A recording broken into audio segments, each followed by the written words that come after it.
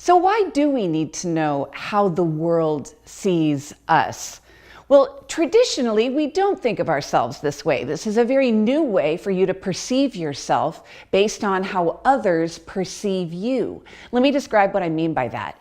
If you've ever taken a traditional personality assessment like Myers-Briggs or StrengthsFinder or DISC or Colby, you already have taken an assessment that's based on psychology that shows you how you see the world.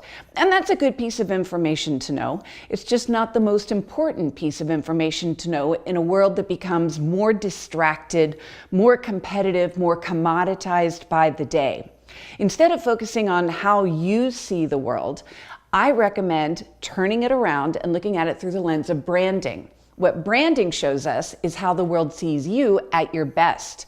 I learned this from the first half of my career for a decade when I was a creative director on brands like Nike, Coca-Cola, Target, BMW, and I found that what great brands know is that the brand doesn't need to know how it sees the world. It needs to know how its customers and consumers see the brand.